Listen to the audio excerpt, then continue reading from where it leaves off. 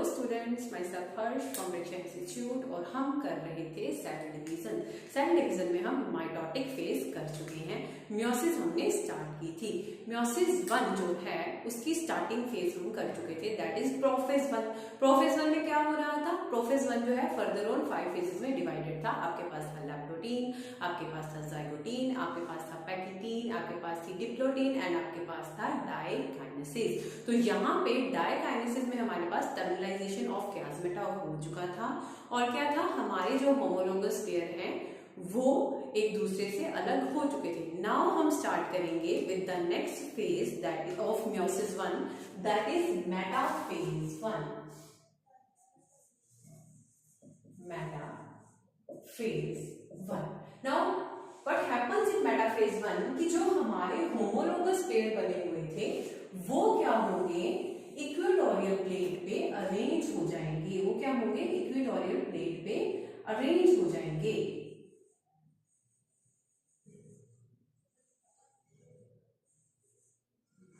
Spindle fibre बन जाएंगे यहाँ पे, ठीक है। और एक एक स्पिंडल फाइबर एक एक होमोलोगस पेयर ऑफ क्रोमोसोम के साथ अटैच हो जाएगा। तो इस कंडीशन में 23 pairs of chromosome on one end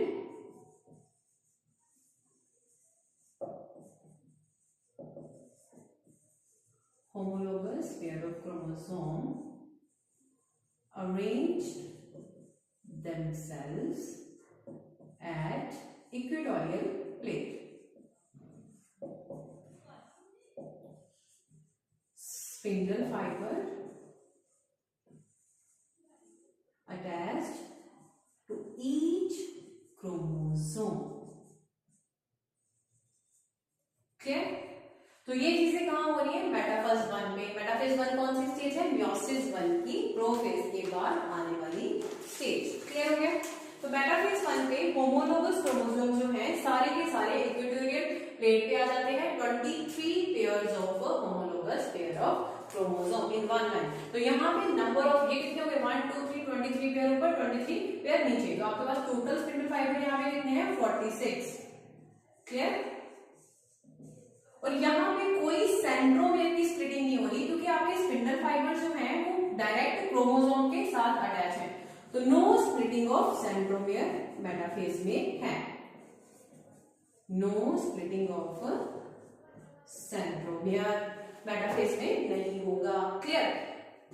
ये चीज क्लियर होगी। नेक्स्ट स्टेज इसमें आएगी आपकी एनाफेज। एनाफेज स्टेज में क्या हो जाएगा? क्रोमोसोम्स जो हैं वो मूव कर जाएंगे दोनों पोल्स पे।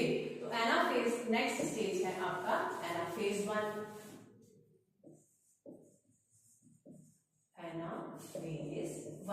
नाउ एनाफेज 1 में वो कह रहा है disjunction of homologous pair of chromosome. यहां पे फिर क्या है?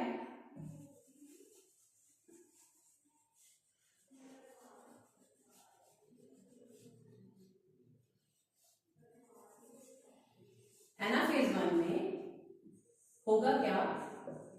Disjunction of homologous pair of chromosomes. और एक्चुअल में जो रिडक्शनल डिवीजन है occurs at this phase। तो एनाफेज 1 वो फेज है जहां पे एक्चुअल में नंबर ऑफ क्रोमोसोम्स क्या होता है? रिड्यूस होता है। क्या होता है? नंबर ऑफ क्रोमोसोम रिड्यूस होता है। तो यहाँ पे धीरे धीरे ये जो क्रोमोसोम इक्विलेटरल प्लेट पे थे ये धीरे धीरे इधर को मूव करने शुरू हो जाते हैं, ठीक है।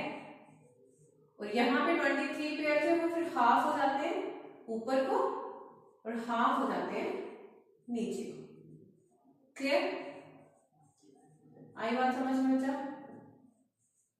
तो एनाफेज 1 एक्चुअल में वो स्टेज है जहां पे रिडक्शनल डिवीजन होता है। हम मियोसिस को क्या बोलते हैं? Reductional division. रिडक्शनल डिवीजन का मतलब क्रोमोसोम नंबर जो है जितना एक्चुअल में पेरेंट में था वो हाफ रह जाता है जब डॉटर सेल बनता है। तो वो जो हाफ होता है नंबर वो कौन सी स्टेज पे होता है? एनाफेज 1 पे। क्लियर? तो ये आपका क्या हो गया? एनाफेज 1। अब यहाँ पे नेक्स्ट है आपका टीलोफेज 1। Your telophase 1। अब टीलोफेज 1 में क्या होगा, डीकंडेंसेशन ऑफ क्रोमोसोम्स। यहां पे क्या हो रहा है, डीकंडेंसेशन ऑफ क्रोमोसोम। एक्चुअल में देन क्रोमोसोम्स जो है वो धीरे धीरे फिर से क्रोमेटिन बनना शुरू हो जाते हैं। डीकंडेंसेशन ऑफ, सॉरी डायग्राम तो बनाया नहीं मैंने। टीलोफेज 1 में आपके पास क्या है, देखो क्रोमोसोम्स जो हैं वो 2 डॉटर सेल्स बन गए आपके पास, डबल वाले, ठीक है, डबल फाइबर वाले, डबल वाले आपके पास 2 सेल बन जाते हैं डॉटर।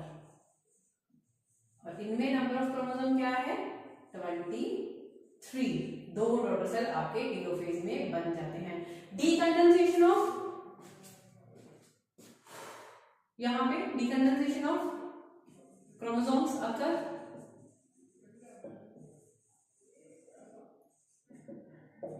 न्यूक्लियर मेम्ब्रेन, न्यूक्लियोलस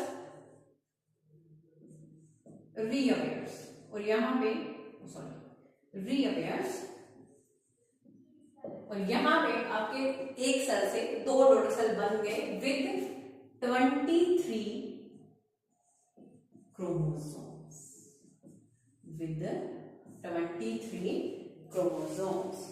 ठीक है, बात करेंगे अगर सेल की, तो सेल में इस टाइम पे क्या है, सेल में इस टाइम पे क्या है, 23 क्रोमोसोम्स ऑफ 2 क्रोमेटिड। मतलब यहाँ पे 23 क्रोमोसोम जिसके पास 2 क्रोमेटिड है, यहाँ पे भी 23 क्रोमोसोम विद 2 क्रोमेटिड, और पूरे सेल में इस टाइम पे आपके पास 2 डॉटर सेल बने हैं, 2 न्यूक्लियस। इस सेल में आपके पास 2 न्यूक्लियस है with half number of chromosome, 2 nucleus with half number of chromosome. तो दिस इज कॉल्ड टीलोफेज 1। यहाँ पे आपका म्योसिस 1 जो है कंप्लीट हो गया। म्योसिस 1 में आपने कौन कौन से फेजेस पढ़े, आपने पढ़ा प्रोफेज 1, आपने पढ़ा मेटाफेज 1, आपने पढ़ा एनाफेज 1, आपने पढ़ा टीलोफेज 1। क्लियर। प्रोफेज 1 आपका फर्दर ऑन डिवाइडेड था डिफरेंट फेजेस में, जिसके बाद आपने पढ़ा, जिसमें आपने पढ़ा था लैक्टोटीन, जाइगोटीन, उसके बाद पैक्टिन, देन आपके पास डिप्लोटीन था, एंड देन आपके पास डायकाइनेसिस था। अगर आपने इनको डिटेल में पढ़ना है तो आप इस चैनल के प्रीवियस वीडियो में जा सकते हैं कि लैक्टोटीन में क्या हो रहा था, जाइगोटीन में क्या हो रहा था, उसके बाद पैक्टिन में क्या हो रहा था, डिप्लोटीन में क्या हो रहा था, और डायकाइनेसिस में क्या हो रहा था। देन मेटाफेज 1 में आपके पास क्या हो रहा था, जो आपके होमोलोगस पेयर हैं वो क्या हो जाते हैं, इक्वेटोरियल प्लेट पे अरेंज कर लेते हैं अपने आप को। स्पिंडल फाइबर फॉर्मेशन यहाँ पे हो रही है, हर एक स्पिंडल फाइबर एक एक क्रोमोसोम के साथ अटैच है। देन आपकी आई एनाफेज स्टेज। एनाफेज स्टेज में splitting of homologous chromosome pair हो गया। ठीक है, तो यहाँ पे क्रोमोसोम्स जो है 23 ऊपर को मूव कर गए, 23 नीचे को मूव कर गए। क्लियर। जब ये मूव कर गए उसके बाद टीलोफेज 1 में यहाँ पे न्यूक्लियर मेम्ब्रेन दोबारा से आ गई, न्यूक्लियोलस दोबारा से आ गया, और 2 daughter cell with reductional cell division आपके रेडी हो गए। तो this was your meiosis 1। Now meiosis 1 clear है। नेक्स्ट म्योसिस 1 और म्योसिस 2 में जाने से पहले ये जो सेल है ये जाता है इंटरकाइनेसिस में, इंट्रामियोटिक फेज में। वहां पे क्या होता है, बहुत सारे आरएनए बन रहे हैं। ठीक है, बहुत सारी आरएनए फॉर्मेशन हो रही है। जितना भी सामान चाहिए अब म्योसिस 2 करने के लिए वो सारी चीजें उस टाइम ड्यूरेशन में होती हैं, दैट इज कॉल्ड इंटरकाइनेसिस। तो म्योसिस टीलोफेज आपका म्योसिस 1 कंप्लीट है। आपका सेल एंटर हुआ इंटरकाइनेसिस। कहां गया आपका सेल, इंटरकाइनेसिस में। ये वो स्टेज है, आरएनए फॉर्मेशन यहाँ होगी, बहुत सारी प्रोटीन फॉर्मेशन बहुत सारी होगी। मतलब जो सामान अब हमें म्योसिस 2 में चाहिए उसके प्रिपरेशन जो है वो कहाँ पे हो रही है, इंटरकाइनेसिस में हो रही है। तो नेक्स्ट आपका है म्योसिस 2। म्योसिस 2 आपका डिट्टो है जैसे कि मियोटिक फेज था, उसमें कुछ भी डिविजन्स नहीं हो रही। यहाँ पे बहुत सारे सेंट्रोसोम बनेंगे लेकिन कोई भी डीएनए डुप्लीकेट नहीं करेगा। ठीक है, इंटरकाइनेसिस में सेंट्रोमियर वगैरह बन रहे हैं लेकिन यहाँ पे कोई भी डीएनए डुप्लीकेट नहीं करेगा। अब ये 2 आपके डॉटर सेल बने थे, इनमें से अब एक सेल की हम म्योसिस 2 करवा के देखते हैं कि क्या होगा। अब म्योसिस 2 से prophase 2, metaphase 2, anaphase 2 and telophase 2। Clear. Meiosis 1 से prophase 2, metaphase 2, anaphase 2 and telophase 2। तो फर्स्ट ऑफ ऑल आपके पास आएगा प्रोफेज 2। फर्स्ट ऑफ ऑल आपके पास क्या आएगा, प्रोफेज 2।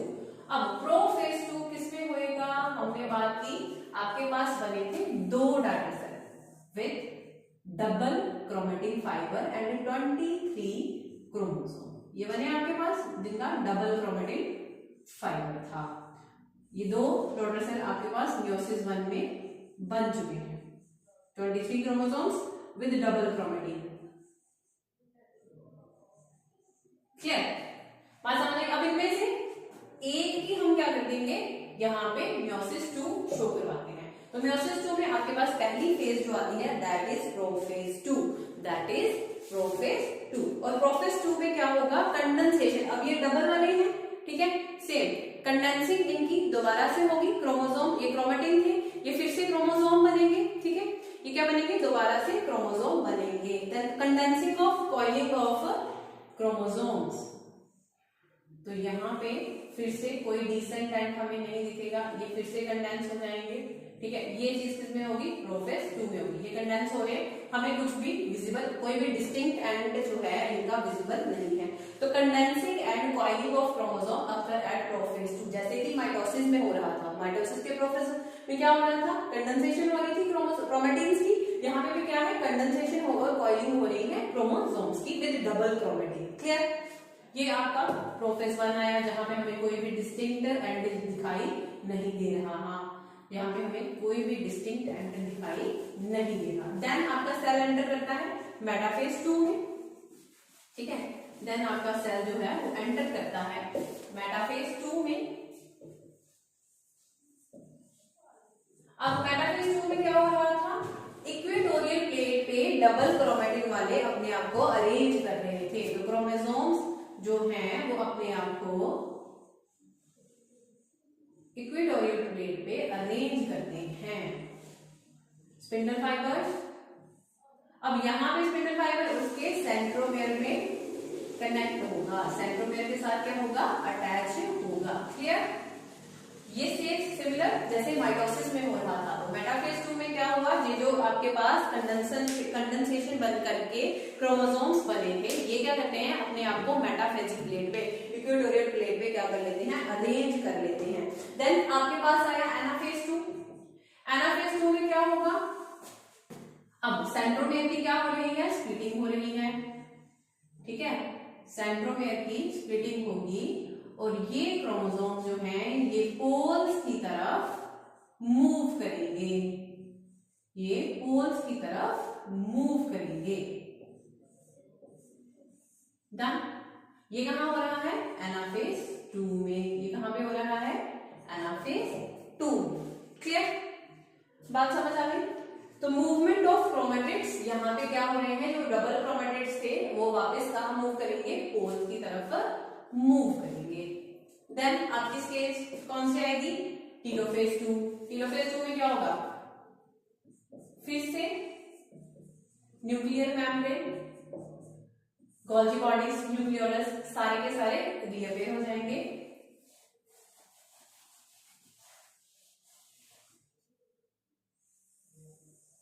एनाफेज 2 में मूवमेंट हो गई क्रोमेटिड्स की उसके पास। एंड देन टीलोफेज में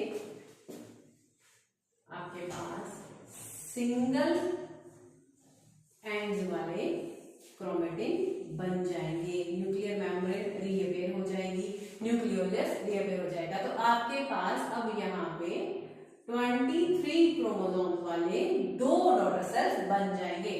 तो मियोसिस में क्या है, आपके पास एक सिंगल सेल था जिसमें 46 क्रोमोसोम थे, उसने मियोसिस 1 किया और उसने 2 डॉटर सेल बनाए विद 23 क्रोमोसोम, ठीक है, उसने 2 डॉटर सेल बनाए विद 23 क्रोमोसोम। अब इन 23 सेल्स ने फर्दर ऑन मियोसिस 2 किया और इन्होंने 23 क्रोमोसोम्स वाले 2 सेल बना दिए, 2 सेल बना दिए। क्लियर?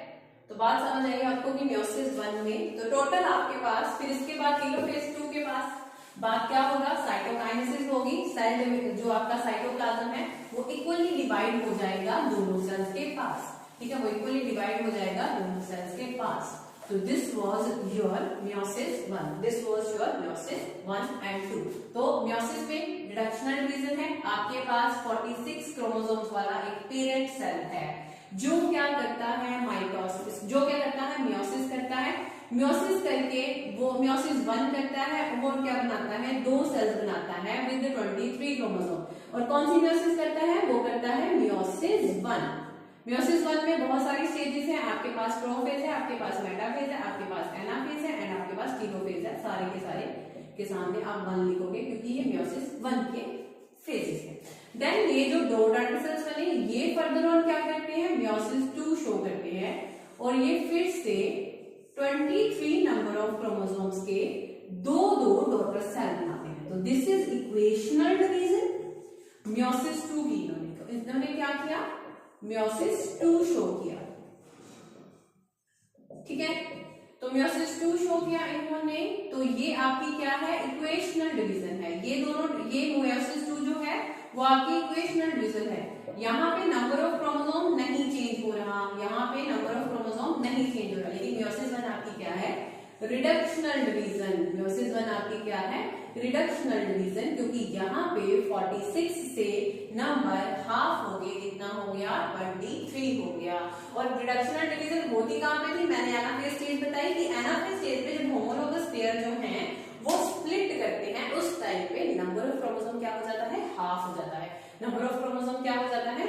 हाफ हो जाता है। तो दिस वाज मियोसिस। क्लियर?